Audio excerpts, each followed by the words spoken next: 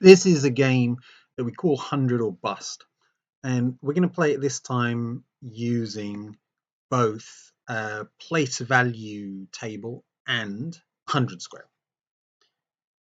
So, and we've set up the place value table to show kind of how it should work. So, for example, we've got allotted spaces, and 9 of them in the tens and ones column, and we've only got 1 in the hundreds because this is 100 or bust. If you get past 100, you've bust, so we won't be needing that. And the idea is that you pick cards and you see what number you get and you add that on to your total. So you keep picking until you get to 100 or you bust, which means you've gone over 100. So let's see what we can do. So I'm going to first of all pick a card. So I got a 12. Okay, so lots of ways I could try to do this, I suppose. So one of the ways is I could just add on numbers, and I'll notice hopefully that I get a number that I can't do. So then how do I go about this? Well, then we're looking for better ways to go about it. So I guess we could start this because it's a 12, it's bigger than 10. I'm going to start with a 10, and then I'm going to count on 11, 12. There you go. And so that's another way to see it. So it helps us see different ways of doing this, of working with 100 squares and place value. So it's really good for understanding of place value. Great. So now that card is done. I'm going to now choose my next card.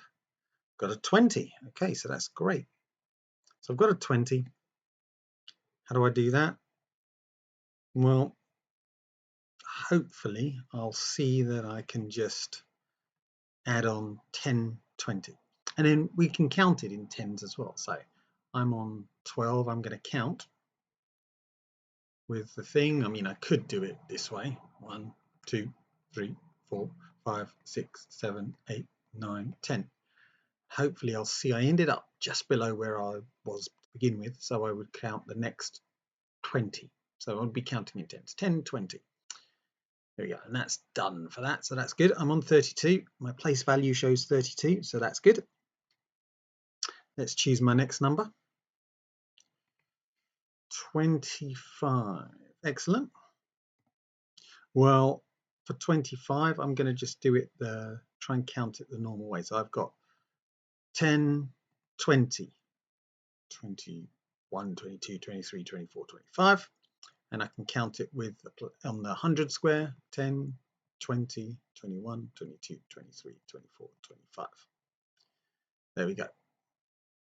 Now, it's good to see here. I can start to see what number is left as well, like in the place value. Now, I've got to be careful, but it's useful to kind of see it. So let's have a look.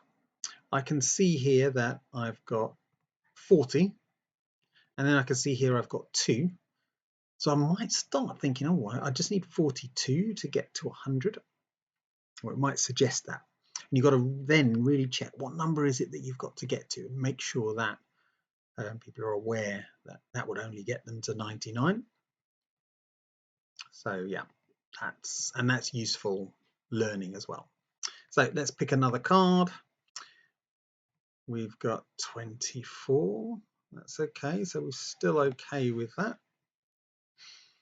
And so I'm going to go 10, 20, 21, 22. Now I've got to do something. 23, 24. There we go. And I can do that counting here as well. 10, 20, 21, 22, 23, 24. Still matching, so that's good. And so I'm going to pick my next card. 27. That does not look good to me, but it happens. And so now if I try and do the place value, I can do 10. 20 is pain because I'm going to have to change to that. So that's 20. Then I've got 21, 22, 23, 24, 25, 26, 27. And as you can see, that means that I am finished. So that's 100 or bust. And that's how we play it, and how we play it with a place value table so that we can get used to seeing how place value works, if you like, underneath the hood for a car metaphor. And that will help us get a much better understanding of place value.